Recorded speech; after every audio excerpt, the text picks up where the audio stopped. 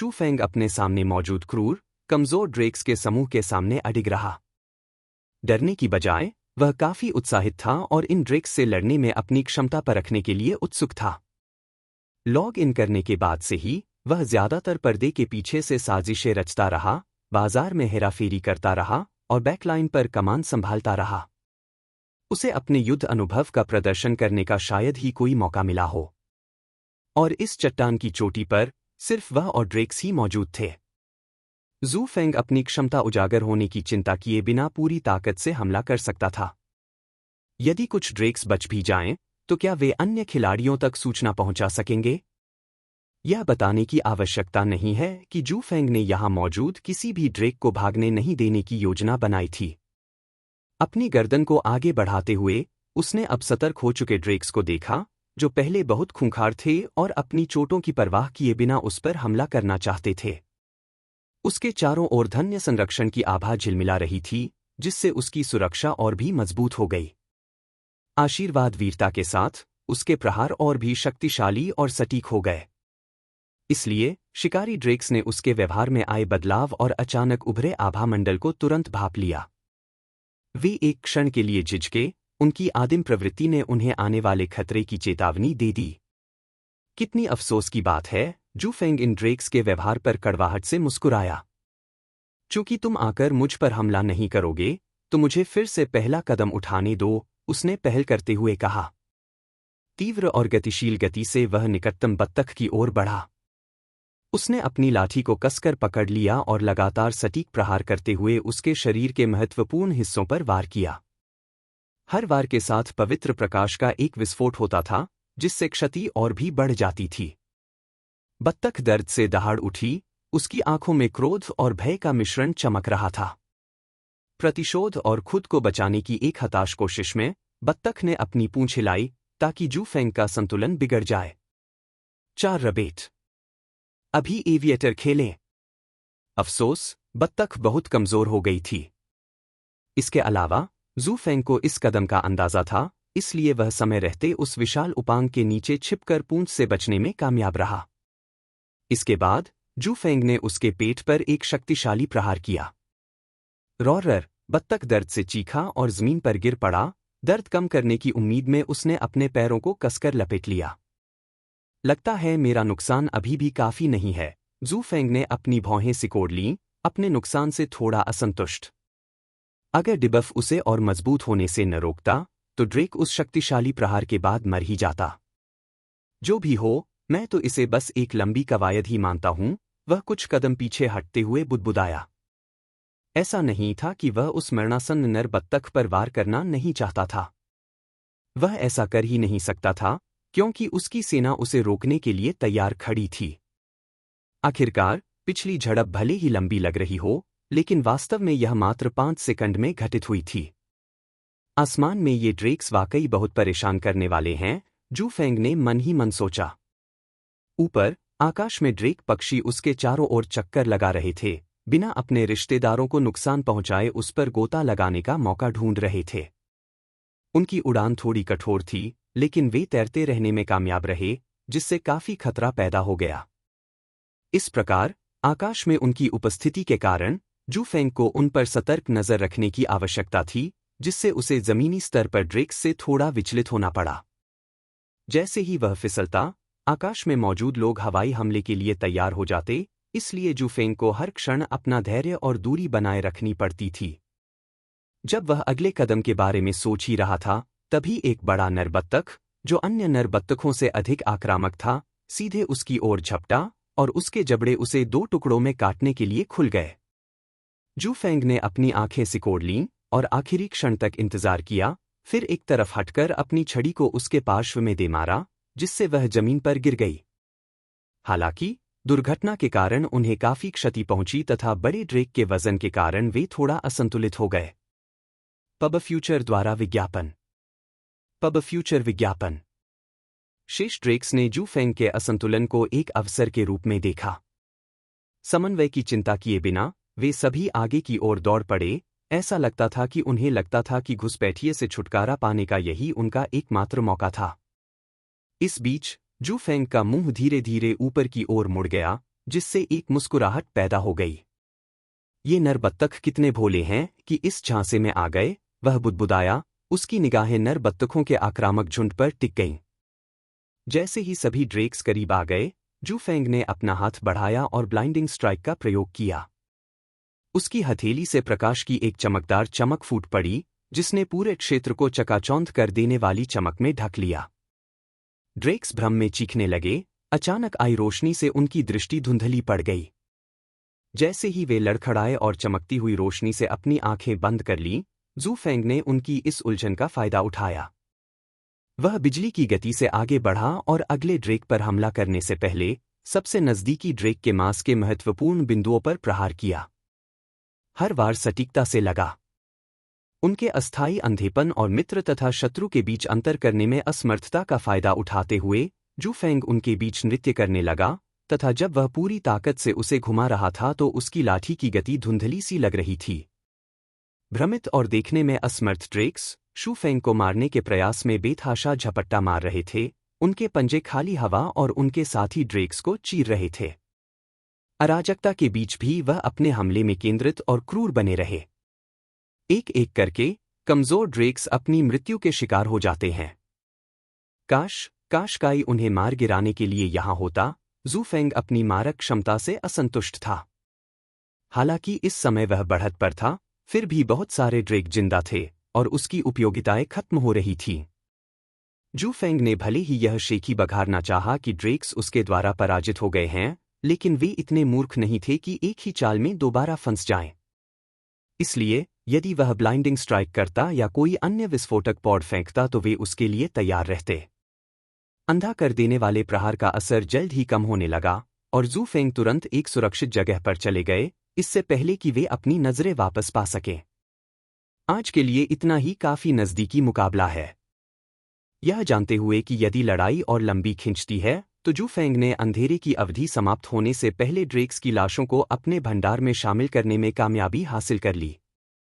जब तक ड्रेक्स को अपनी दृष्टि वापस मिली, तब तक वह ड्रेक की लाश के पंखों में से एक का उपयोग करके चट्टान से नीचे उतर चुका था।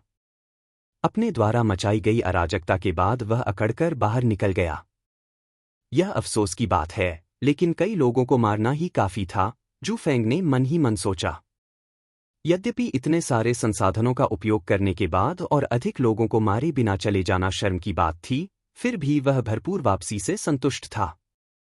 इस चट्टान पर ड्रेक्स का निवास स्थान पहले से ही अपंग माना जा सकता था।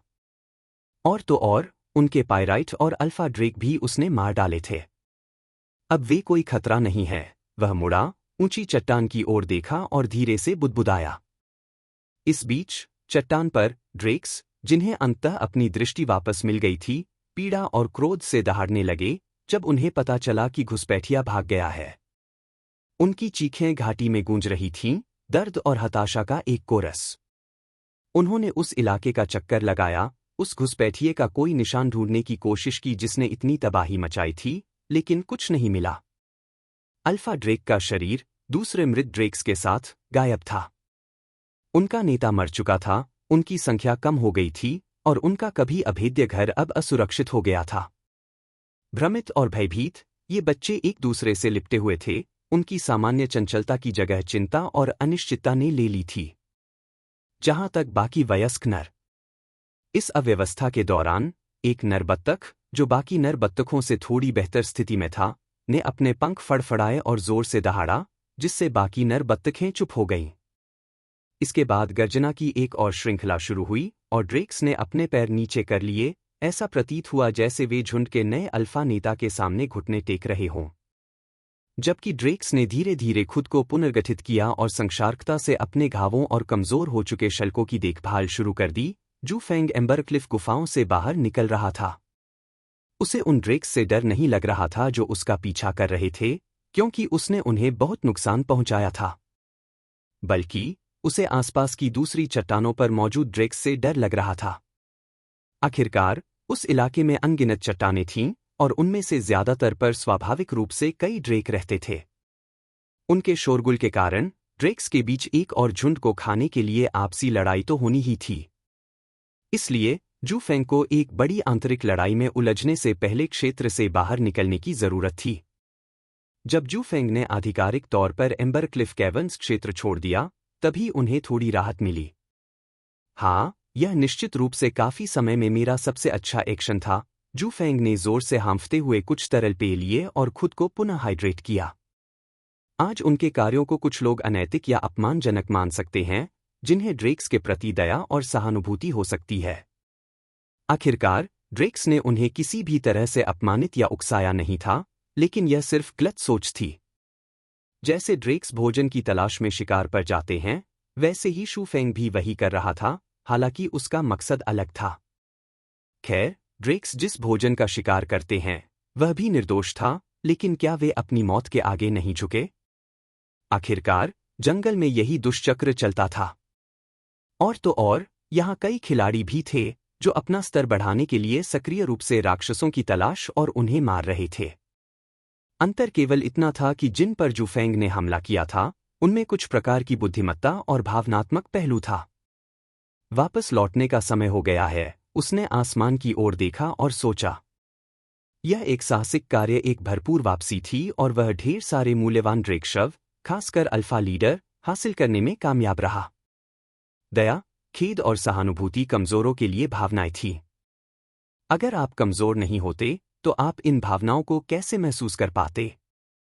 अतीत में उसकी नादानी ने उसे ऐसी कई भावनाओं का अनुभव कराया था, लेकिन चूंकि जिंदगी ने उसे दूसरा मौका देने का फैसला किया था, इसलिए अगर जू फेंग खुद को फिर से उस तरह की स्थिति में आने देता, तो वह खुद को व्यक्तिगत रूप से दोषी ठहराता।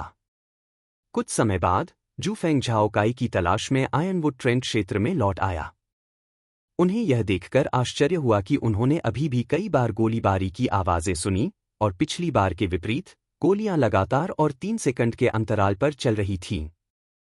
वह थोड़ा आगे बढ़ा और उसने झाओकाई को आयरनवुड ट्रेंट पर गोली चलाते देखा। लगातार शॉट लगाते हुए, झाओकाई 13वें शॉट पर असफल होने से पहले लगातार 12 महत्वपूर्ण फ्लैश पॉइंट्स लगाने में कामयाब रहे। पिछली बार की तुलना में यह एक बड़ा सुधार था। ताली ताली। जू फेंग ने उसके जबरदस्त सुधार को देखकर धीरे से ताली बजाई और प्रशंसा करते हुए कहा, शैडो ब्लेड, तुम में वास्तव में उन महत्वपूर्ण मांस बिंदुओं को पहचानने की प्रतिभा है। अतीत की समयरेखा में भी, शू फेंग झाओकाई के गनर के रूप में खेल में तेजी से हो रहे सुधार से चकित था। इसलिए, उसके लिए यह सोचना अभी भी एक रहस्य था कि झाओकाई ने इस समयरेखा में अचानक गन नाइट वर्ग क्यों चुना। इसका, क्या तुम सच में मेरी तारीफ कर रहे हो? झाओकाई ने जीभ चटकाई, अपनी आयरन बोल्ट राइफल पीठ पर रखी और उसकी तरफ मुड़ा। मैं तो बस 12 वार ही कर पाता हूं, पर तुम तो 3 अंक तक पहुंच गए। यह तो पहले से ही प्रभावशाली है। जू फेंग ने हंसते हुए अपना सिर हिलाया। तुम्हें मुझसे अपनी तुलना करना बंद कर देना चाहिए। शायद तुम्हारे लिए कभी भी मेरी बराबरी करना नामुमकिन होगा, उसने उसके सामने खूब शेखी बघारते हुए कहा। बेशक, उसने केवल इसलिए डींग मारी क्योंकि वह झाओकाई था। यदि यह कोई अन्य लोग होते, तो जू फेंग केवल चुप रहते और अपनी क्षमता को छिपाते। स्वाभाविक रूप से, झाओकाई भी इस अवधारणा को समझता था और जानता था कि जू फेंग ने उसे झुकाने के लिए जानबूझकर डींगे मारी थीं। बस तुम रुको, फेंग। जिस दिन मैं तुमसे आगे निकल जाऊंगा, उसी दिन तुम मेरे सामने कांप जाओगे। सुन रहे हो? झाओकाई ने अपनी बाहें पार करके व्यंग्य किया। अपना सिर हिलाते हुए, जू फेंग ने धीरे से मुस्कुराते हुए कहा, तो मैं उस असंभव दिन का इंतजार करूंगा। कुछ देर की बातचीत के बाद, जू फेंग ने झाओकाई को सारी घटना बताई, हालांकि संक्षिप्त रूप में और विस्तार से। यह बताने के बजाय कि उसने कई ड्रेक्स को मार डाला था, जू फेंग ने केवल यह बताया कि वह भाग्यशाली था जब वह एक चट्टान पर चढ़ गया और आवश्यक पाइराइट सामग्री एकत्र कर ली। इस आयोजन के दौरान, झाओकाई की प्रतिक्रिया आश्चर्य और विस्मय का मिश्रण थी। क्या बकवास है? तुम इस दुनिया में चढ़ सकते हो? झाओकाई ने आश्चर्य से कहा। क्या ऐसा करने के लिए आपको किसी वास्तविक चढ़ाई के अनुभव की जरूरत है? क्या मुझे पहले से अभ्यास के लिए रॉक क्लाइंबिंग की क्लास में दाखिला ले लेना चाहिए?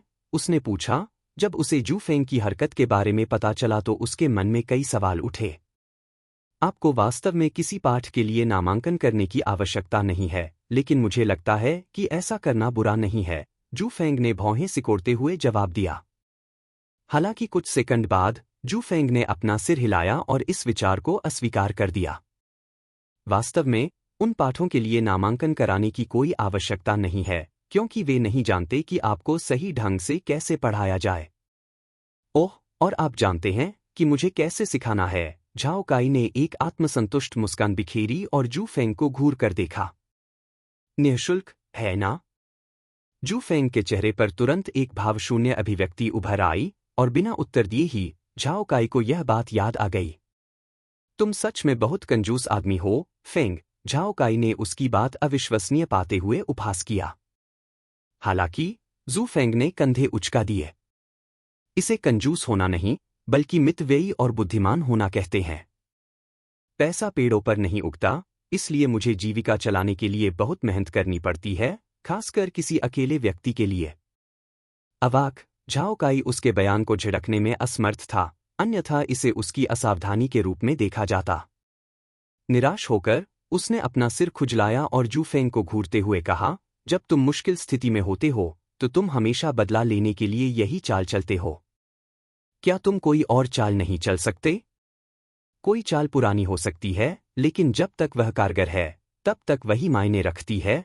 जू फेंग मुस्कुराया, उसे झाओ काई के खिलाफ अपनी दयनीय पृष्ठभूमि का इस्तेमाल करने में कोई शर्म महसूस नहीं हुई। बेशक उसकी नाजायज स्थिति दयनीय थी, लेकिन कम से कम उसे अपनी स्थिति के विपरीत एक अच्छी बड़ी बहन मिली जो उसका साथ दे सके। खैर, हमें शैडो वुल्व्स क्षेत्र में जाना चाहिए और अंतिम सामग्री इकट्ठा करनी चाहिए, जू फेंग ने अचानक कहा। आप हमेशा से एक स्थिर राक्षस का अभ्यास करते रहे हैं और अब इसे जीवित चलते राक्षसों में अपग्रेड करने का समय आ गया है, उन्होंने अपने प्रशिक्षण की कठिनाई को बढ़ाते हुए कहा। यह केवल एक शर्म की बात थी कि झाओ काई के अगले शब्दों ने जू फेंग को लगभग उसका गला घोंटने पर मजबूर कर दिया। फेंग, उस बारे में हमें अभी और आयनवुड ट्रेंट बार्क इकट्ठा करने की जरूरत है, झाओ काई ने शर्मिंदगी से मुस्कुराते हुए कुछ कदम पीछे हटते हुए समझाया। स्तब्ध, जू फेंग ने गहरी सांस ली और अपनी गर्दन को धीरे से सहलाया। बोलो, क्या तुमने सिर्फ उस आयनवुड ट्रेंट पर ही अभ्यास किया था और किसी और को मारने की जहमत नहीं उठाई? खैर, उन्हें ढूंढना मुश्किल है और मुझे नया ढूंढने का मन नहीं हुआ, झाओ काई ने कुछ और कदम पीछे हटते हुए जवाब दिया। और उन्होंने आगे कहा, इसलिए किसी अन्य छिपे हुए राक्षस की खोज में समय बर्बाद करने के बजाय मैंने बस उसके धीरे धीरे ठीक होने का इंतजार किया और उस समय का उपयोग अपनी गलती पर विचार करने में किया।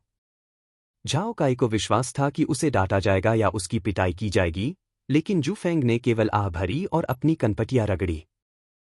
थके हुए स्वर में जू फेंग ने बाद में पूछा, तो कुल कितने आयनवुड ट्रेंट बार्क हमसे गायब हैं? इस पर तत्काल कोई प्रतिक्रिया नहीं हुई, क्योंकि झाओ काई ने चुपचाप अपनी उंगलियों से गिनती शुरू कर दी थी।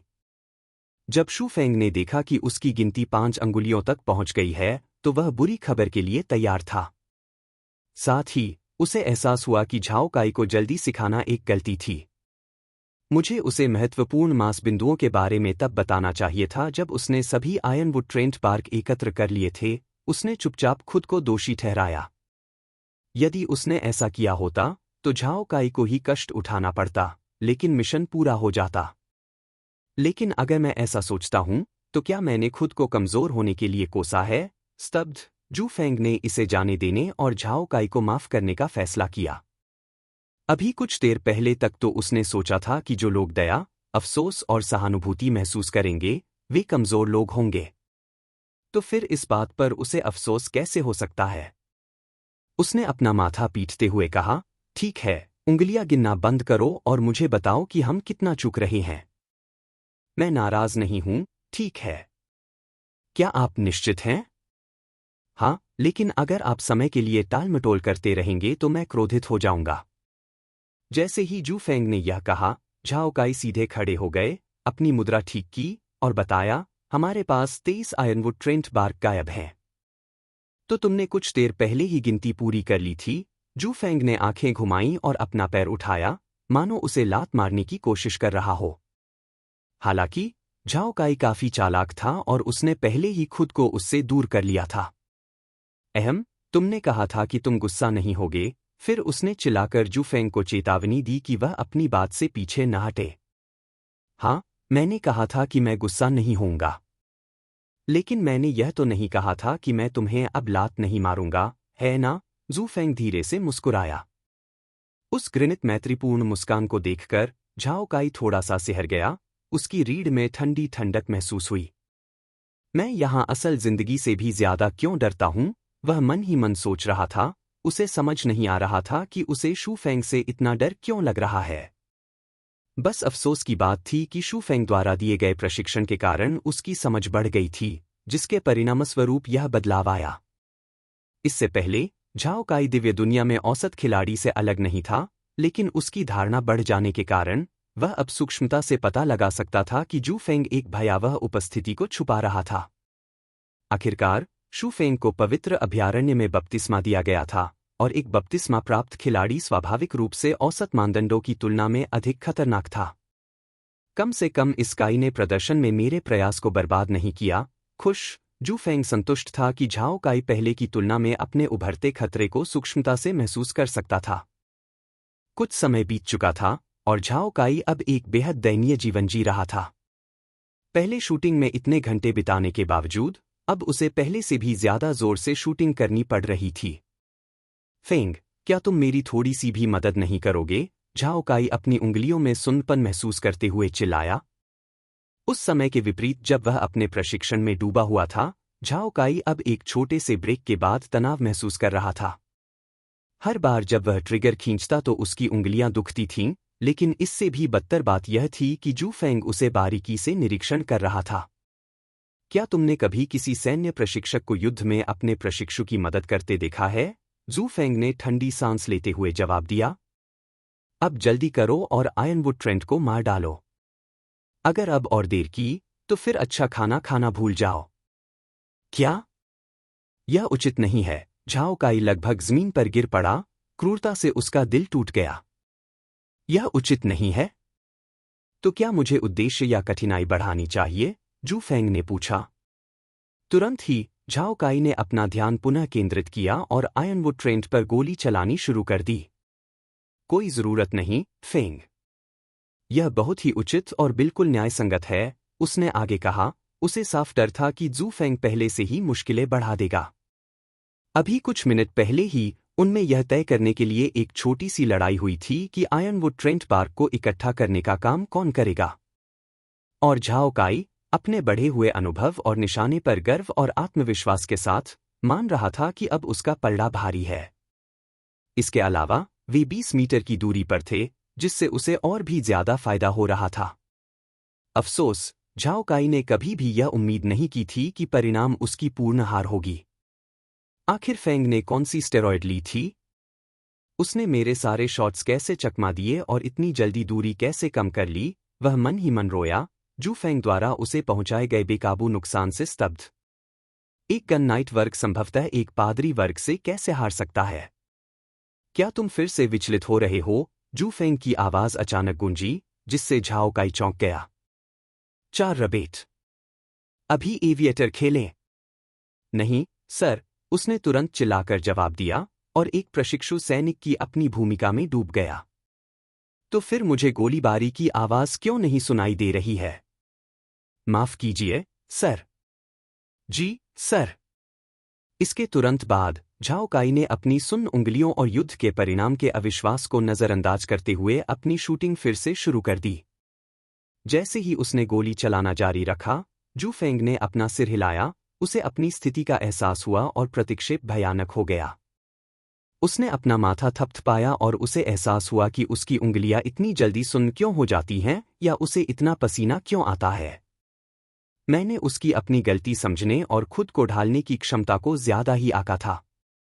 ईमानदारी से कहें तो जू फेंग उसे बहुत अधिक मार्गदर्शन नहीं देना चाहता है, जो बाद में नुकसानदेह हो सकता है, क्योंकि इससे झाओ काई उस पर अत्यधिक निर्भर हो सकता है।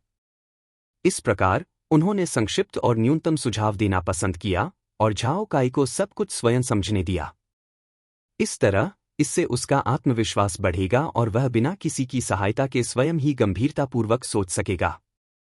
हालांकि ऐसा लग रहा था कि अभी भी काफी समय बाकी था और जू फेंग को अभी भी उसे अपनी गलती सुधारने के लिए थोड़ा और मार्गदर्शन देने की जरूरत थी।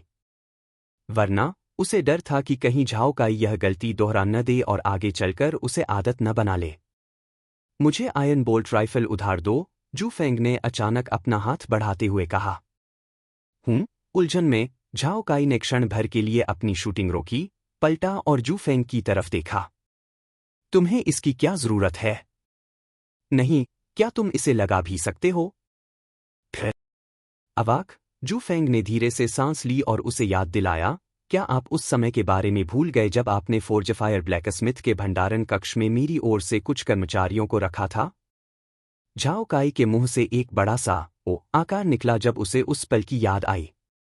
जैसे ही उसे यह एहसास हुआ, झाओ काई ने थोड़ी शर्मिंदगी से मुस्कुराते हुए आयरन बोल्ट राइफल उसे थमा दी।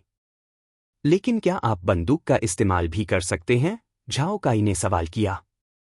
उन्हें यह मानना मुश्किल लगा कि कोई गैर विशिष्ट वर्ग ऐसे हथियार कैसे तैयार कर सकता है और उनका इस्तेमाल कैसे कर सकता है जो उनके लिए विशेष नहीं है। आखिरकार, ज्यादातर वीडियो गेम्स में हथियारों और आप क्या तैयार कर सकते हैं, इस पर पाबंदियां होती हैं। उदाहरण के लिए तलवारबाजी की कक्षा लीजिए। उनके पास उपलब्ध हथियार तलवारें होनी चाहिए, न कि बंदूकें, धनुष या लाठी। हालांकि झाओ काई को आश्चर्य हुआ जब जू फेंग के स्पष्टीकरण ने उन्हें लगभग यह विश्वास दिला दिया कि खेल तर्क और यांत्रिकी एक नए युग में है।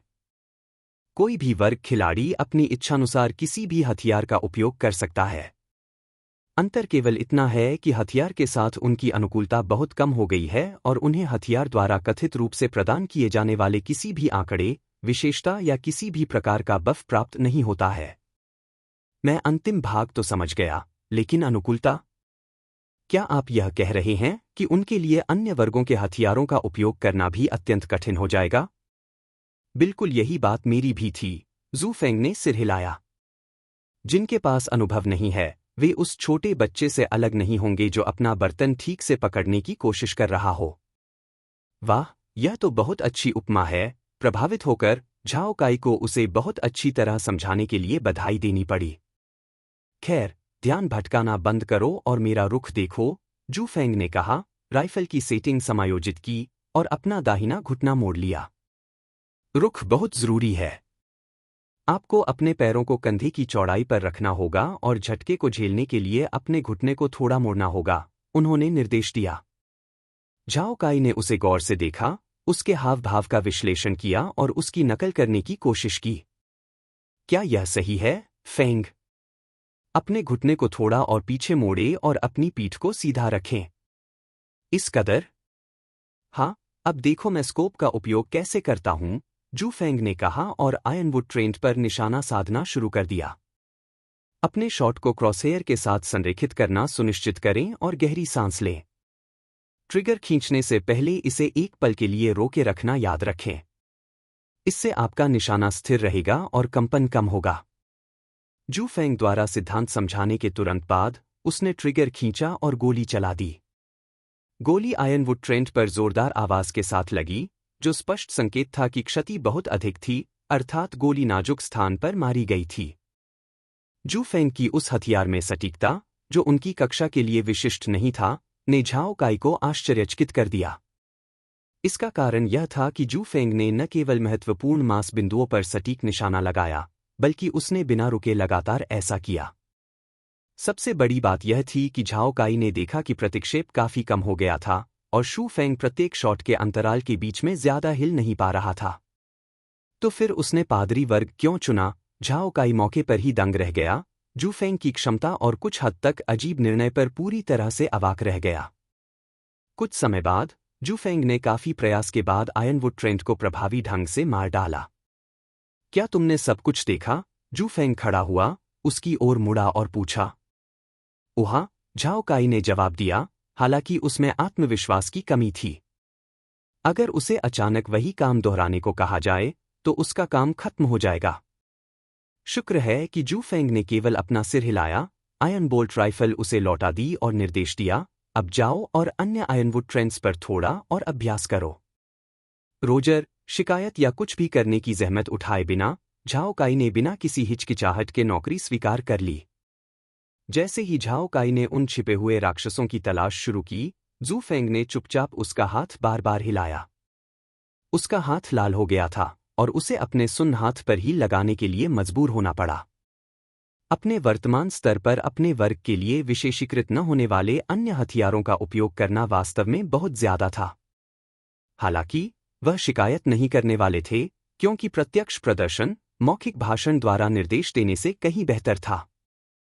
उम्मीद है तुमने सचमुच कुछ सीखा होगा और मेरे प्रयास को व्यर्थ नहीं जाने दोगे, काई, उसने मन ही मन कहा, झाओ काई की ओर देखते हुए, जो एक छिपे हुए राक्षस को पाकर उत्साहित था। थके हुए जू फेंग ने आराम करने के लिए एक आरामदायक जगह ढूंढी। यदि झाओ काई ने कुछ नहीं सीखा और अपना भयानक रुख जारी रखा तो वह निश्चित रूप से उसे बाहर निकाल देगा। अचानक जू फेंग को कुछ याद आया और वह जोर से चिल्लाया, इस बार आयनवुड ट्रेंट को मारना याद रखना। इसे धीरे धीरे ठीक होने देना और अधिक खोजने का प्रयास न करना। मैं समझ गया, फेंग, झाओ काई ने जोर से जवाब दिया। उसे डर था कि वह दूर से उसे सुन नहीं पाएगा। हालांकि सच्चाई यह थी कि वह उसे नाराज करने से थोड़ा डर रहा था, क्योंकि यह स्पष्ट था कि दिव्य दुनिया में जू फेंग की विशेषज्ञता असाधारण थी। मैं कोई गड़बड़ नहीं करूंगा, झाओ काई ने मन ही मन उम्मीद जताई, पिछले प्रदर्शन में शू फेंग के रुख की नकल करते हुए। अब जब उसे आयरन बोल्ट राइफल से सही तरीके से निशाना लगाने का स्पष्ट निर्देश मिल गया था, तो यह वाकई मुश्किल होता जा रहा था। पहले वह जिस भी मुद्रा में चाहे निशाना साध लेता था, अब उसे अपनी मुद्रा को सही करना था और अपने निशाने के कोण को भी सही ढंग से समायोजित करना था। इस प्रकार यह प्रक्रिया स्वाभाविक रूप से पहले से ज्यादा कठिन होने वाली थी। अगर फेंग की हथियार के साथ अनुकूलता ही बेकार है, तो उसने यह कैसे कर दिखाया। उसके माथे पर पसीने की बूंदें टपकने लगीं, क्योंकि वह सोच रहा था कि जू फेंग ने यह कारनामा कैसे कर दिखाया। चूंकि जू फेंग ऐसी उपलब्धि हासिल करने में सक्षम था, इसलिए उसके लिए असफल होना शर्मनाक होता। अब मेरा रुख ठीक होना चाहिए, झाओ काई ने अपनी पीठ सीधी रखते हुए और थोड़ा आगे की ओर झुकते हुए मन ही मन सोचा। ऐसा करने से उसका वजन दोनों पैरों पर बराबर बंट जाएगा। कुछ देर बाद जब उसकी मुद्रा स्थिर हुई, तो झाओ काई ने गहरी सांसें ली और अपने निशाने पर ध्यान केंद्रित किया। उसने राइफल के आगे और पीछे के निशानों को लक्ष्य के साथ संरेखित किया और परिधीय सजगता बनाए रखने के लिए अपनी दोनों आंखें खुली रखीं। धीरे से उसने अपनी तर्जनी उंगली का पैर ट्रिगर पर रखा और ट्रिगर पर लगातार दबाव डाला। मुख्य बात यह थी कि ट्रिगर को धीरे से दबाया जाए, अचानक नहीं खींचा जाए, ताकि झटके से बचा जा सके और ट्रिगर का संरेखण बिगड़ने से बचा जा सके। सारी तैयारी पूरी हो जाने के बाद झाओ काई की आंखों ने आयरनवुड ट्रेंट की संरचना का विश्लेषण करना शुरू कर दिया तथा महत्वपूर्ण मांस बिंदुओं की खोज शुरू कर दी।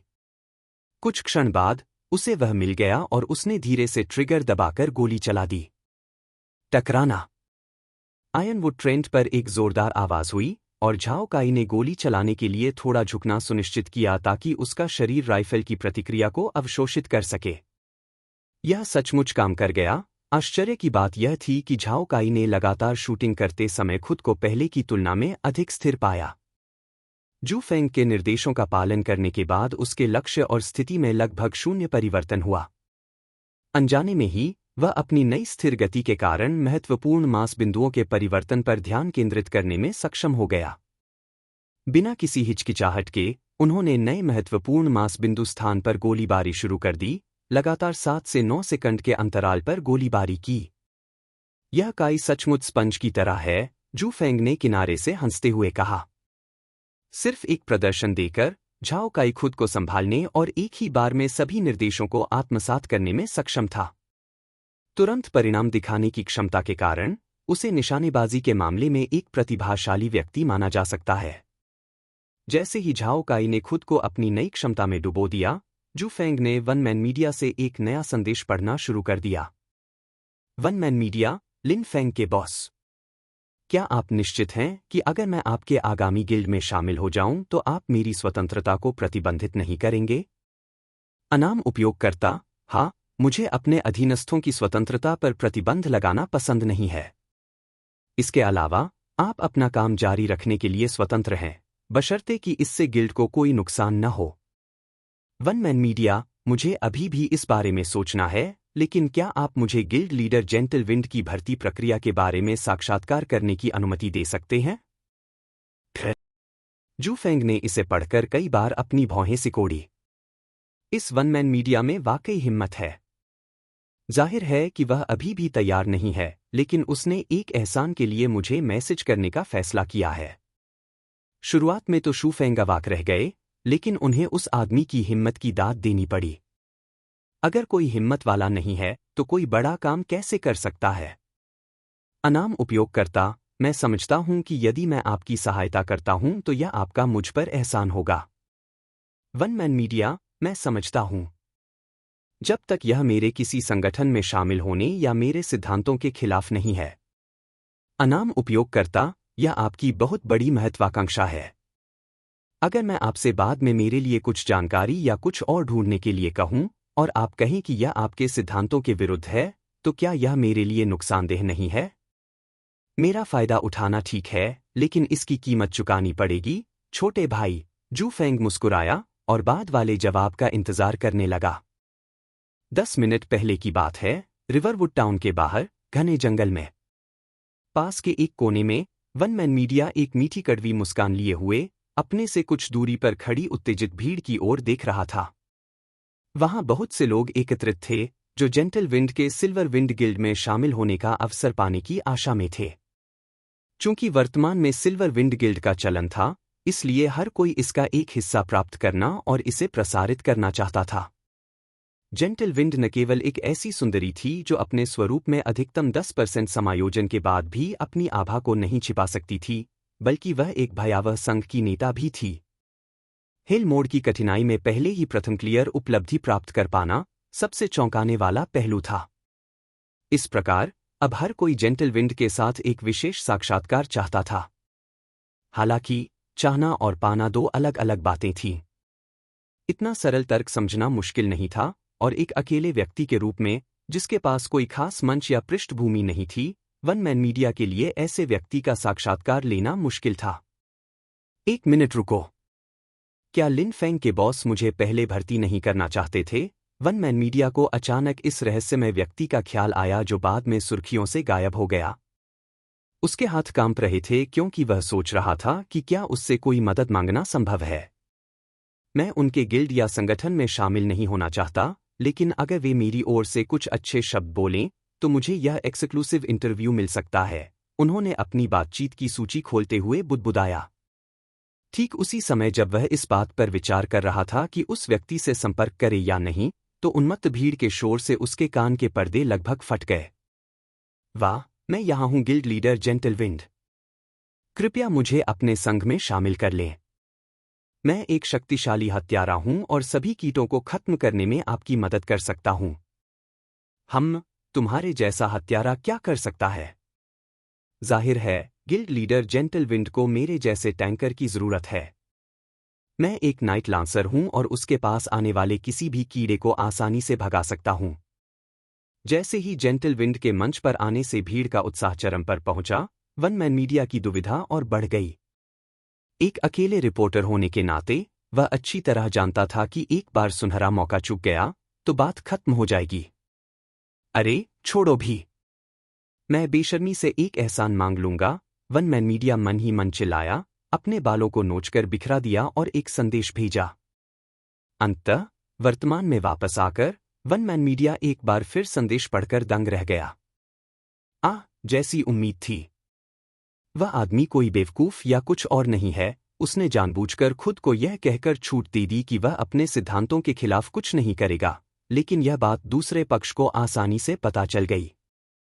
समय बीतता जा रहा था और वन मैन मीडिया जानता था कि यदि इसमें और देरी हुई तो उसका कैरियर खतरे में पड़ जाएगा, विशेषकर तब जब उसने उसी क्षेत्र में परिचित लोगों को जेंटल विंड का शानदार एंगल लेते देखा। उसने दांत पीसते हुए जुआ खेलने का निर्णय लिया। तो फिर या तो सब कुछ या कुछ भी नहीं, उन्होंने कहा और होलोग्राम की बोर्ड पर तेजी से टाइप करते हुए संदेश भेज दिया। वन मैन मीडिया, मैं आपकी चिंता समझता हूं, लेकिन जब तक यह बहुत ज्यादा न हो जाए, मैं इस एहसान के बदले में आपकी 3 गुना मदद करूंगा। अनाम उपयोगकर्ता, ठीक है, मैं अभी तुम्हें थोड़ी राहत देता हूं। चूंकि मेरा अधीनस्थ लिन फेंग मुझसे किसी को भर्ती करने के लिए बहुत कम कहता है, इसलिए मैं उस पर एक एहसान करूंगा और इस बार तुम्हारी मदद करूंगा। वाह, जुआ काम कर गया। वन मैन मीडिया ने खुशी से उछलते हुए अपने हाथ जोड़ लिए। यद्यपि वह वास्तव में इस रहस्यमय व्यक्ति और जेंटल विंड के बीच के रिश्ते को नहीं समझ पाया था, लेकिन वह जानता था कि यह निश्चित रूप से कोई साधारण बात नहीं थी। इसलिए इस वादे के साथ यह वास्तव में गारंटी थी कि उन्हें यह विशेष साक्षात्कार मिलेगा। कुछ ही मिनटों बाद सिल्वर विंड गिल्ड के किसी व्यक्ति ने लोगों से एक तरफ हटने और उसके लिए रास्ता बनाने के लिए कहना शुरू कर दिया, सब लोग मेरे लिए रास्ते से हट जाओ, वरना भर्ती प्रक्रिया में भाग लेने की बात भूल जाओ। उस व्यक्ति की छाती पर गिल्ड का प्रतीक और उसका उग्र स्वर देखकर बाकी भीड़ ने उसके लिए एक छोटा सा रास्ता बना दिया। जैसे ही वह व्यक्ति उनके पास से गुजरा, उनमें से कुछ लोग आपस में गपशप करने लगे। अरे, वह व्यक्ति कौन है? वह इतना घमंडी क्यों है? उनमें से एक व्यक्ति ने पूछा, जो अपनी पहचान से बिल्कुल अनजान था। चुप रहो, क्या तुम जीने से थक गए हो? तुम्हें पता भी नहीं कि वह व्यक्ति कौन है और सिल्वर विंड गिल्ड में शामिल होना चाहते हो? एक और ज्यादा तार्किक व्यक्ति ने अचानक सख्ती से चेतावनी दी। क्या वह कोई बहुत ऊंचे पद पर है? बहुत ऊपर। वह व्यक्ति विशिष्ट टीम से है और उसका नाम प्रथम क्लियर उपलब्धि में सूचीबद्ध है, स्टील शॉट।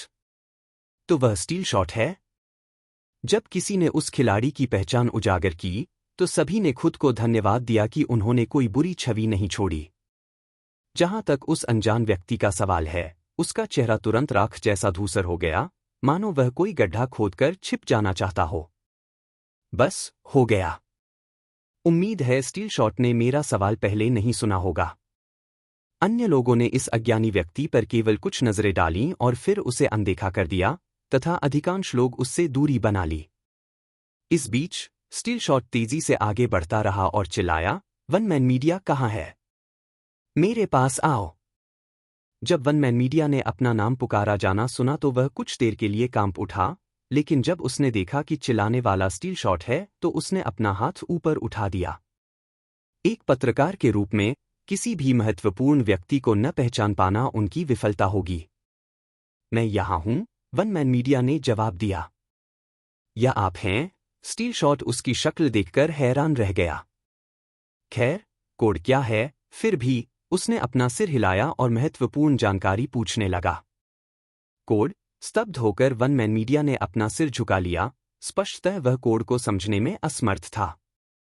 इस बीच स्टील शॉट ने उसे संदेह भरी नजरों से देखा और सोचा कि क्या वह सिर्फ वही व्यक्ति होने का नाटक कर रहा है जिसे वह ढूंढ रहा है। क्या तुम्हें यकीन है कि तुम वन मैन मीडिया हो? मैं गिल्ड लीडर की वजह से उसे तुरंत ढूंढ रहा हूं, इसलिए अगर तुम मुझे बेवकूफ बना रहे हो तो तुम्हें सजा मिलेगी, स्टील शॉट ने धमकी दी।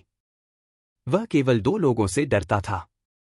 उनमें से एक स्वाभाविक रूप से उसका संघ नेता था और दूसरा लिन फेंग था। लिन फेंग को पहले ही नाराज कर चुका था, इसलिए उसे वो सजा मिल चुकी थी जो तुम्हें मिलती। तुम मरोगे नहीं, लेकिन तुम्हारी मानसिकता जरूर खराब हो जाएगी। कोड? स्टील शॉट ने एक बार फिर पूछा, उसकी आंखें सिकुड़ गईं। यदि उसके सामने वाला व्यक्ति धोखेबाज है और उसने उसका समय बर्बाद किया है, तो उसे उस व्यक्ति को इसकी भारी कीमत चुकानी पड़ेगी। गिल्ड लीडर ने बताया कि लिन फेंग ने खास तौर पर एक व्यक्ति को उनके पास इंटरव्यू के लिए भेजा है और मुझे उनका स्वागत करने का काम सौंपा है। अगर मैं यह काम बिना किसी गलती के नहीं कर पाया, तो मुझे धिक्कार है। स्टील शॉट ने वन मैन मीडिया को घूरा, उसका हाथ उसे गोली मारने के लिए बंदूक निकालने को तैयार था। जब वन मैन मीडिया कुछ कोड प्रमाणीकरण से स्तब्ध था, तो उसे अचानक एक संदेश प्राप्त हुआ और वह लगभग लार के कारण घुट गया। हाँ, क्या यह आपके आगामी गिल्ड में शामिल न होने की इच्छा के बावजूद एक एहसान मांगने की सजा है? उसने मन ही मन सोचा। उसे यकीन था कि जो कोड वर्ड उसे कहना है वह उसे अपमानित करने के लिए है। कुछ ही सेकंड बीते और स्टील शॉट का धैर्य जवाब देने लगा। अरे, तुम वन मैन मीडिया हो या नहीं? अगर तुम मुझे कोड नहीं दे पाए तो मैं तुम्हें अभी यही मार डालूंगा, उसने धमकी दी। हालांकि सच्चाई यह थी कि स्टील शॉट को पूरा यकीन था कि वह वन मैन मीडिया ही है। बस दूसरी पार्टी ने कहा था कि उसे कोड बोलना होगा, वरना ऑर्डर गड़बड़ा जाएगा। और जब उसे पता चल गया कि कोड वर्ड क्या है, तो उसे मना करने वाला वह कौन था? हे, इस वन मैन मीडिया ने लिन फेंग को सचमुच नाराज कर दिया। तुम्हें यही सजा मिली, स्टील शॉट मन ही मन हंसा, बेसब्री से इंतजार कर रहा था कि लिन फेंग खुद को बेवकूफ बनाएगा। दबाव महसूस करते हुए वन मैन मीडिया इस बात की पुष्टि कर सका कि वास्तव में उसके साथ छल किया जा रहा था। गहरी सांस लेते हुए वह बुदबुदाया, मैं एक जोकर हूं। जोकर एक कठबोली शब्द था जिसका प्रयोग आमतौर पर मूर्ख, असभ्य या महत्वहीन लोगों के लिए किया जाता था, विशेष रूप से पुरुषों के लिए, न कि सर्कस में व्यावसायिक जोकर के लिए। इस बीच स्टील शॉट ने अपने कान पर हाथ रखकर बहरेपन का नाटक किया, मानो वह किसी खोल के माध्यम से कुछ सुनने की कोशिश कर रहा हो। तुमने अभी क्या कहा? भीड़ के शोर में मैं तुम्हारी बात सुन नहीं पाया, फिर उसने पूछा और चाहा कि वन मैन मीडिया कोड दोहराए।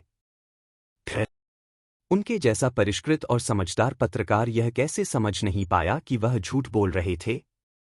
यह जानते हुए भी वन मैन मीडिया ने अपनी आंखें बंद करने का निर्णय लिया, गहरी सांस ली और चिल्लाया, मैं एक मूर्ख हूं। उसकी चीख इतनी तेज थी कि भीड़ में मौजूद कुछ लोग भी चौंक गए। क्या बकवास है? वह व्यक्ति सचमुच मूर्ख है जो इस तरह का बयान दे रहा है। कितना पागल आदमी है। अगर उसके जैसे किसी को गिल्ड में भर्ती कर लिया जाता है तो यह गिल्ड लीडर सिल्वरविंड के लिए एक अवंती होगी। खिलाड़ियों ने वन मैन मीडिया पर अचानक खुद को जोकर कहने के लिए उंगलियां उठानी शुरू कर दी। उनकी गपशप सुनकर, जिसे छिपाने का जरा भी इरादा नहीं था, वन मैन मीडिया भी बहरा बन गया और उनकी बातों को अनसुना कर दिया। बड़े काम करने के लिए त्याग जरूरी था। खुद को जोकर घोषित करने जैसे छोटे त्याग की तो बात ही छोड़ दीजिए। अपमान सहते हुए वन मैन मीडिया ने पूछा, कोड सही है ना? स्टील शॉट ने हैरान होकर कुछ सेकंड के लिए सिर हिलाया। बनावटी खांसी के साथ उसने आगे कहा, सच में यही सही कोड है। अब मेरी बात मानो। कुछ समय बाद कई लोगों की निगरानी में स्टील शॉट ने वन मैन मीडिया को मंच पर पहुंचाया। गिल्ड लीडर, मैं उसे ले आया हूं, स्टील शॉट ने तुरंत जेंटलविंड को सूचना दी। जेंटलविंड ने सिर हिलाया और वन मैन मीडिया की तरफ देखा। लिन फेंग ने मुझसे इंटरव्यू लेने की इजाजत मांगी थी, लेकिन उसमें ऐसी क्या खास बात है? उसकी कमर में बंधी तलवार के आधार पर जेंटलविंड ने आसानी से पहचान लिया कि वह एक विशेषज्ञ वर्ग तलवारबाज है। उस समय के अलावा जब उसने कुछ अच्छे सवाल पूछे थे, उसके बारे में और कोई याद नहीं थी। लिन फेंग ने मुझे आपको साक्षात्कार का मौका देने के लिए कहा है, तो आपके क्या प्रश्न हैं? जेंटलविंड ने सीधे मुद्दे पर आते हुए पूछा। यदि पूछने वाला व्यक्ति लिन फेंग नहीं होता, तो वह उन्हें अनदेखा कर देती और अपनी भर्ती प्रक्रिया जारी रखती। आखिरकार, यहां अपने अपने मीडिया पृष्ठभूमि से कई अन्य प्रतिष्ठित खिलाड़ी मौजूद थे, जो वन मैन मीडिया जैसे अकेले व्यक्ति से कहीं बेहतर थे। ठीक है, मैं भर्ती पूरी होने के बाद आपकी आगामी योजना के बारे में जानना चाहता हूं। क्या आप अपना प्रभाव दूसरे शहरों तक फैलाएंगे या फिर हेल मोड़ की कठिनाई में एक और कालकोठरी बनाने की योजना बना रहे हैं? वन मैन मीडिया ने बिना समय गंवाए पूछा। स्वाभाविक रूप से वे और भी संवेदनशील सवाल पूछना चाहते थे, लेकिन उन्हें थोड़ा और धैर्य रखना होगा। किसी से शुरू से ही संवेदनशील सवाल पूछना इस इंडस्ट्री में एक बड़ी वर्जना थी। कौन आपको तुरंत संवेदनशील जानकारी बताना चाहेगा? क्या वे मूर्ख और बेवकूफ हैं जो उन्हें मुफ्त में दे रहे हैं? अरे, अगर वे आपसे कुछ हफ्तों, महीनों या सालों से परिचित भी हो जाए, तब भी वे बातें छिपा सकते हैं। कोई उच्च कोटि का मूर्ख ही हर उस व्यक्ति को, जिससे वह मिलता है या बातचीत करता है, सब कुछ बता देगा। कुछ सेकंड बीते और जेंटलविंड ने एक संक्षिप्त जवाब दिया, फिलहाल मैं अपने गिल्ड सदस्यों और रिवरवुड टाउन का विस्तार करने की योजना बना रहा हूं। एक और कालकोठरी पर विजय पाने के बारे में क्या ख्याल है? पक्का नहीं, लेकिन अगर मैं इस पर फैसला कर लूं तो शायद इसकी घोषणा कर दूं। जैसे ही उसने ऐसा जवाब दिया, जेंटलविंड किसी और कालकोठरी में लिन फेंग के साथ फिर से सहयोग करने के लिए उत्सुक हो गई। चूंकि वह वन मैन मीडिया को भर्ती के बीच में उसे साक्षात्कार देने के लिए बाधित करने के लिए सहमत हुई थी, इसलिए वह निश्चित रूप से यह सुनिश्चित करेगी कि लिन फेंग एहसान चुकाएगा। काश लिन फेंग मेरे संघ में शामिल हो जाता। कितना अच्छा होता। वह अफसोस से मुस्कुराई और लोगों की भीड़ की ओर देखने लगी। कई लोग उसके संघ में शामिल होना चाहते हैं, लेकिन उनमें से कितने वास्तव में उपयोगी हैं? इसके अतिरिक्त, जू फेंग के एक सूक्ष्म संकेत के कारण, जेंटल विंड को पता था कि सामूहिक रूप से भर्ती करना एक भयानक गलती होगी। तुम पीछे खड़े होकर जो चाहो रिकॉर्ड कर सकते हो। स्टील शॉट तुम्हारा मार्गदर्शन करेगा, जेंटल विंड ने निर्देश दिया और दूसरे पक्ष की सलाह के जवाब में एक संदेश भेजा। अनाम उपयोगकर्ता, आपकी भर्ती शुरू होने पर बधाई, लेकिन मुझे आश्चर्य है कि उनमें से कितने वफादार और योग्य हैं। अगर गिल्ड में कुछ अज्ञात पृष्ठभूमि वाले, जासूस और आलसी लोग होते तो यह गड़बड़ होती। जेंटल विंड, आपकी सलाह के लिए शुक्रिया। मैं इसे ध्यान में रखूंगा। वापस वरदांत घाटी में आकर जू फेंग को यह देखकर आश्चर्य हुआ कि जेंटल विंड ने उसकी सलाह को तुरंत समझ लिया। खैर, यह अजीब होता अगर वह मेरा मतलब नहीं समझ पाती, जू फेंग ने बातचीत बंद करते हुए मन ही मन सोचा। जेंटल विंड की भर्ती प्रक्रिया में उन्हें वास्तव में ज्यादा रुचि नहीं थी। निकट भविष्य में, जब अधिकांश संघ अपना नाम बनाना शुरू कर देंगे या उन्हें बड़े निगमों से प्रायोजक मिल जाएंगे, तो बड़ी संख्या में भर्तियां होंगी। इन सभी भर्तियों के दौरान हमेशा एक ही मुख्य लक्ष्य रहा, और वह था सक्षम खिलाड़ियों की भर्ती करना। हालांकि इस तरह के खिलाड़ी 1000 में से एक या 10,000 में से एक भी हो सकते हैं। जब तक वे एक अद्भुत खिलाड़ी बना लेते, गिल्ड संतुष्ट हो जाता। तुम किस बात पर मुस्कुरा रहे हो, फेंग? झाओ काई ने अचानक उसकी ओर बढ़ते हुए पूछा। कुछ नहीं, बस मेरी एक परिचित अपने गिल्ड में खिलाड़ियों की भर्ती कर रही है, जू फेंग ने सहजता से जवाब दिया। कोई गिल्ड? आश्चर्यचकित होकर झाओ काई उसके सामने बैठ गया और पूछा, यह कौन सा गिल्ड है और वे कैसे भर्ती कर रहे हैं? आपने गिल्ड के बारे में पहले ही सुना है और कई बार शिकायत भी की है। Silver wind guild. अब तक केवल एक ही गिल्ड था जिसके बारे में झाओ काई लगातार सुनता रहा था जब से उसने दिव्य दुनिया में खेलना शुरू किया था। और अब वे रिवरवुड टाउन के बाहर जंगल में बड़े पैमाने पर भर्ती कर रहे हैं। ओह, तो फिर हम यहाँ क्या कर रहे हैं? क्या हमें वहां नहीं चलना चाहिए? झाओ काई चिंतित होकर मुड़ा और सामान पैक करने की तैयारी करने लगा। हालांकि जू फेंग उलझन में था, उसने अपना सिर थोड़ा झुकाया और पूछा, क्या आप सिल्वर विंड गिल्ड में शामिल होना चाहते थे? यह सुनकर झाओ काई एक पल के लिए रुक गया। उसकी नज़र जू फेंग पर टिक गई और उसने हैरानी भरे स्वर में कहा, तुमने कहा था कि वह तुम्हारा कोई परिचित था, इसलिए मुझे लगा कि तुम गिल्ड में शामिल होना चाहते हो। मैं तुमसे बहुत तंग आ गया हूं। जू फेंग ने अपना माथा थपथपाया, सोच रहा था कि क्या उसे उसके सिर पर लात मार देनी चाहिए। उसका अनुमान कभी सही होता था तो कभी बिल्कुल गलत। यदि वह गिल्ड में शामिल होना चाहता, तो क्या अपने समय प्रबंधन कौशल के साथ वह इसके लिए देर से पहुंचता? यह तो बताने की आवश्यकता ही नहीं है कि उन्होंने 2 बार उनके शिकार के प्रयास को अस्वीकार कर दिया था। वैसे, तुम यहाँ क्या कर रहे हो? जू फेंग ने अचानक पूछा। क्या तुमने पर्याप्त बार्क इकट्ठा कर लिए हैं? स्तब्ध, झाओ काई ने मुंह में लार भर ली और फिर धीरे से शू फेंग से दूर हो गया। वह बस थोड़ा आराम करने आया था और जानना चाहता था कि शू फेंग पहले क्यों मुस्कुरा रहा था। अब जब उसे जवाब मिल गया था और उसे ढिलाई की सजा मिलने ही वाली थी, तो झाओ काई ऐसे भाग गया जैसे चूहे ने बिल्ली को देख लिया हो। बेहद तेज गति से वह अपनी ट्रेनिंग पर वापस लौटा और अपना रुख ठीक करने लगा। यह काई। उसके कार्यों से अवाक, जू फेंग को यह भी नहीं पता कि उसे रोना चाहिए या उस पर हंसना चाहिए। जबकि जू फेंग ने अपनी योजना के लिए योजना जारी रखने का फैसला किया, जबकि झाओ काई ने प्रशिक्षण फिर से शुरू कर दिया, रिवरवुड टाउन के बाहर जंगल में प्रचार अपने नए चरम पर पहुंच गया। आखिरकार, उन्होंने इतने लंबे समय तक इंतजार किया और अब आधिकारिक तौर पर भर्ती शुरू होने का समय आ गया है, तथा कई खिलाड़ी पंजीकरण के लिए कतार में खड़े हैं। तुम्हें बस मुझे अपना यूजरनेम और गेम क्लास बताना होगा। उसके बाद तुम्हें एक नंबर स्लॉट दिया जाएगा, इसलिए उसे भूलना मत, जेंटल विंड के एक सदस्य, साइलेंट विस्पर ने कुछ डरते हुए कहा। इससे पहले, लिन फेंग ने उस पर गद्दार होने का झूठा आरोप लगाया था क्योंकि एक कुलीन सदस्य होने के बावजूद उसकी क्षमता बहुत भयानक थी। वह केवल अभिभूत थी और पर्याप्त प्रदर्शन करने में असफल रही, लेकिन फिर भी सुरक्षा उपाय के रूप में अंत में उसका बलिदान कर दिया गया। तब से वह उससे डरती थी, फिर भी उससे नाराज थी और उसे गलत साबित करने के लिए खुद को काफी बेहतर बनाने की कसम खाती थी। यह भी अच्छी बात थी कि जेंटल विंड ने उसे एलीट रिजर्व टीम में बने रहने का एक और मौका देने का फैसला किया और उसे भर्ती प्रक्रिया की देखरेख का प्रभार भी सौंपा गया।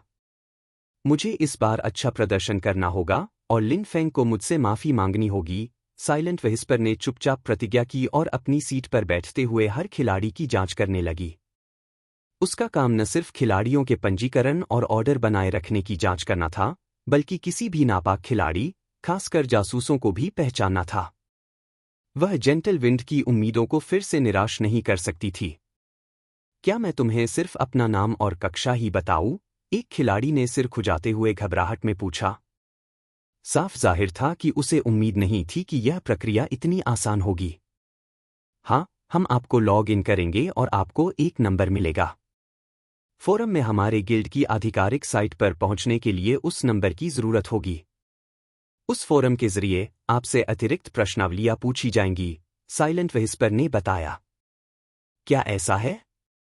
हाँ, प्रश्नावली पूरी करने के बाद आपको हमारे आधिकारिक गिल्ड से जवाब के लिए बस 2 से 5 दिन इंतजार करना होगा। अगर कोई जवाब नहीं आता है तो माफी चाहता हूं, लेकिन आप हमारे गिल्ड में फिट नहीं बैठते। इस स्पष्टीकरण के साथ ही प्रत्येक खिलाड़ी की घबराहट दोगुनी हो गई। यह प्रक्रिया काफी सरल थी, लेकिन अगर इसके बारे में सोचें तो यह काफी परेशान करने वाली भी थी। सरल शब्दों में कहें तो प्रश्नावली उनकी योग्यता की असली परीक्षा थी, जबकि आज सिर्फ एक साधारण पंजीकरण और प्रभाव दिखाने का काम था। आखिरकार, इतनी बड़ी भीड़ धैर्यपूर्वक पंजीकरण के लिए कतार में खड़ी थी, जिससे दिव्य जगत में जेंटल विंड का प्रभाव प्रदर्शित हुआ। यह एक सरल और सीधी रणनीति थी, लेकिन साथ ही अत्यंत कुटिल भी थी। कौन यह कहने का साहस कर सकता है कि यदि वे इतने भव्य तरीके से खिलाड़ियों की खुलेआम भर्ती करें तो उन्हें जेंटल विंड जैसी सफलता मिलेगी? यहां तक कि हेराल्ड फिस्ट भी यह कहने का साहस नहीं कर सकता कि वह भी ऐसा ही कर सकता है, जैसा कि गिल्ड लीडर जेंटल विंड से उम्मीद थी। ऐसा निर्दयी तरीका केवल वही अपना सकती थी। सहमत हूं, इस व्यवस्था के साथ रिवरवुड टाउन को अब से सिल्वर विंड गिल्ड का हिस्सा माना जा सकता है। हाँ, गिल्ड लीडर हेराल्ड फिस्ट ने इस बार अपनी बड़ी बढ़त गंवा दी है। मुझे आश्चर्य है कि क्या वह किसी कोने में बैठकर रो रहा होगा, खासकर जब उसने इतना पैसा खर्च किया हो। जब लाइन में खड़े खिलाड़ी हेराल्ड फिस्ट की असफलता और जेंटल विंड के हाथों प्रभाव खोने की चर्चा करने लगे, तभी अचानक खेल मंच पर एक अप्रत्याशित खबर सामने आई।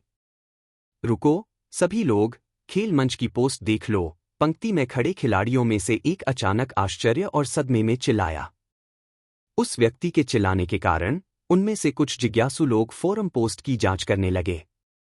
कुछ ही देर में उनकी अभिव्यक्ति भ्रम से आश्चर्य में बदल गई। हे भगवान! क्या यह पोस्ट असली है? यह वास्तविक है। यहां तक कि इन्फर्नो टायरेंट की हार का स्क्रीनशॉट भी है। हाँ, मुझे पता था कि गिल्ड लीडर हेराल्ड फिस्ट के पास कुछ कौशल हैं, जैसा कि तानाशाह मुट्ठी गिल्ड से उम्मीद थी। एक खिलाड़ी द्वारा दिए गए अंतिम बयान पर बाकी सभी लोग हैरान भाव से उसकी ओर मुड़े। फोरम पोस्ट में हेराल्ड फिस्ट द्वारा हेल मोड की कठिनाई वाले स्कॉच्ड कैवर्न्स को पूरा करने के बारे में भी बताया गया था, लेकिन उन्होंने कभी यह उम्मीद नहीं की थी कि कोई व्यक्ति इतनी जल्दी अपनी मानसिकता बदल देगा। वे सिल्वर विंड गिल्ड में भर्ती होने के प्रयास में यहां आए थे, लेकिन वे एक प्रतिद्वंद्वी गिल्ड की प्रशंसा कर रहे थे। आखिर उनमें क्या गलती थी? हाँ, क्या बात है, जिस खिलाड़ी ने यह आखिरी बात कही, वह कुछ हद तक अलग थलग पड़ गया और कई लोगों ने उससे दूरी बना ली। 4 रबेट। अभी एविएटर खेलें। भाई, मैं तुम्हें नहीं जानता, दूर खड़े लोगों में से एक ने निर्णायक ढंग से कहा। इसके बावजूद समूह में एक दयालु व्यक्ति था, जिसने भ्रमित खिलाड़ी को केवल आंखों से इशारा किया। जब भ्रमित खिलाड़ी ने उस संकेत का अनुसरण किया, तो वह तुरंत पीछे मुड़ा और उसका चेहरा पीला पड़ गया। आखिरकार, वहां एक महिला उज्ज्वल और सौम्य मुस्कान के साथ खड़ी थी, लेकिन कोई भी समझदार आंख वाला व्यक्ति बता सकता था कि उसकी मुस्कान जानलेवा इरादे से भरी हुई थी। और वह महिला कोई और नहीं बल्कि साइलेंट व्हिस्पर थी, जिसने यह सुनिश्चित करने की शपथ ली थी कि भर्ती प्रक्रिया सुचारू रूप से चलेगी।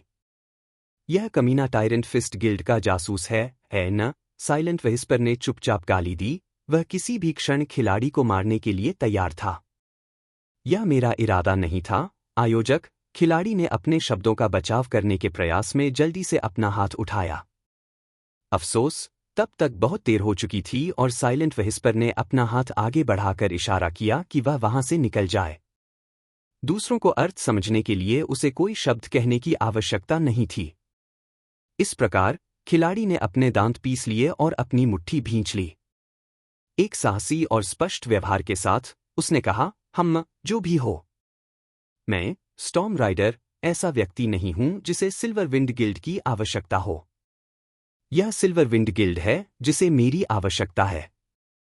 जैसे ही घोषित स्टॉर्म राइडर ने बाहर निकलने का बयान दिया, वह एक झटके में लाइन से बाहर चला गया, संभवतः इसलिए क्योंकि वह दृश्य में बने रहने में बहुत शर्मिंदा था। स्टॉर्म राइडर के दृश्य से बाहर होने पर बाकी लोगों से कोई सहानुभूति नहीं मिली। वास्तव में इसने अन्य लोगों को सिल्वर विंड गिल्ड के प्रति और अधिक सतर्क और उत्साहित कर दिया। केवल एक सच्चा संघ ही बिना किसी पछतावे के अपने कार्यों में निर्णायक होगा।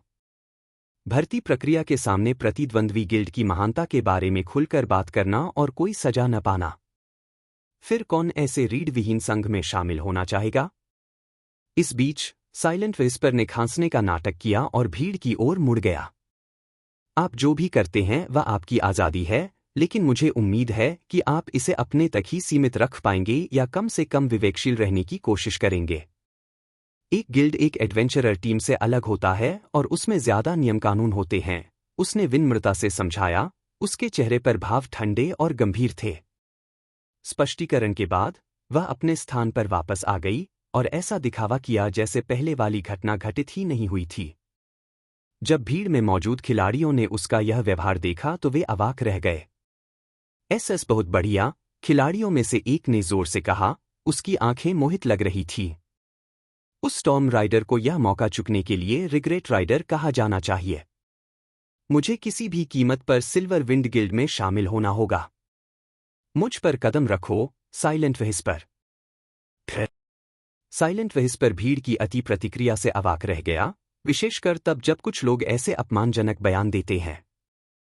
अपना धैर्य बनाए रखो, उसने खुद को याद दिलाया और खेल मंच खोल दिया। जैसे ही गेम फोरम खुला, टायरेंट फिस्ट गिल्ड की ओर से एक नया हॉट ट्रेंडिंग पोस्ट आया। इस पोस्ट में हेराल्ड फिस्ट और उसके सदस्यों द्वारा स्कॉच्ड कैवर्न्स पर विजय प्राप्त करने के स्क्रीनशॉट और वीडियो रिकॉर्डिंग शामिल थे। अच्छा नहीं, साइलेंट व्हिस्पर ने चिंता में भौहें सिकोड़ ली। उसने कुछ स्क्रीनशॉट लिए और कुछ सेकंड का वीडियो देखा। सबूत जायज थे और ऐसी घटना उनकी भर्ती प्रक्रिया के लिए मुसीबत बन सकती थी। अभी आप लोग भर्ती प्रक्रिया की देखरेख करें, साइलेंट व्हिस्पर ने अपने साथियों की ओर मुड़कर निर्देश दिया। मुझे गिल्ड लीडर जेंटलविंड से मिलना होगा। उनके जवाब का इंतजार किए बिना ही साइलेंट व्हिस्पर दौड़कर बाहर निकल गया और जेंटलविंड को ढूंढने चला गया, जो उस समय एक गुप्त स्थान पर वन मैन मीडिया के साथ साक्षात्कार कर रहा था। तुम यहां क्या कर रही हो, साइलेंट व्हिस्पर? स्टील शॉट ने उसे यहां आते देख आश्चर्य से पूछा। क्या आपको भर्ती प्रक्रिया की निगरानी नहीं करनी चाहिए? या कुछ उपद्रवी लोग गड़बड़ी फैला रहे थे? वह अपनी मुट्ठी रगड़ते हुए बोला, मानो कुछ लोगों को सबक सिखाने के लिए तैयार हो। गिल्ड लीडर कहा है, साइलेंट व्हिस्पर ने उसके सवाल को अनसुना कर दिया और जेंटलविंड के ठिकाने के बारे में पूछताछ की। स्टील शॉट ने पीछे की ओर इशारा करते हुए कहा, गिल्ड लीडर का साक्षात्कार चल रहा है। इससे पहले कि वह अपनी बात पूरी कर पाता, साइलेंट व्हिस्पर आगे दौड़ा और चिल्लाया, गिल्ड लीडर, मुसीबत है। जेंटलविंड, जो वन मैन मीडिया के कुछ प्रश्नों का उत्तर दे रहे थे, इस व्यवधान से स्तब्ध रह गए। वह साइलेंट व्हिस्पर की ओर मुड़ी और कठोर स्वर में उसने पूछा, तुम्हारा व्यवहार कैसा है? माफी चाहता हूं, गिल्ड लीडर, साइलेंट व्हिस्पर ने जल्दी से झुककर समझाया, आपको गेम फोरम देखना होगा। कुछ मिनट बाद जेंटलविंड ने गेम फोरम पर नजर डालना खत्म किया और हंसते हुए बोला, हेराल्ड फिस्ट की पोस्ट की वजह से तुम यहां तक आए हो? हाँ, क्या इस पोस्ट से हमारी भर्ती प्रक्रिया पर कोई असर नहीं पड़ेगा? साइलेंट व्हिस्पर ने आश्चर्य से कहा और आगे कहा, कुछ खिलाड़ी पहले हंगामा कर रहे थे और उन्होंने टायरेंट फिस्ट गिल्ड की तारीफ भी की थी, इसलिए मैंने उन्हें निकाल दिया। ठीक है, तुमने अच्छा किया, जेंटलविंड ने सिर हिलाया। उन जैसे खिलाड़ियों को भर्ती करने की कोई आवश्यकता नहीं है जो स्पष्ट रूप से हमारे संघ के प्रति वफादार नहीं रह सकते। तो फिर हम बस भर्ती प्रक्रिया को सामान्य रूप से जारी रखो और पद की चिंता मत करो। मेरी अपनी योजना है, जेंटलविंड ने मजाकिया अंदाज में मुस्कुराते हुए कहा। जाहिर है उसे हेराल्ड फिस्ट की उपलब्धि से कोई फर्क नहीं पड़ा।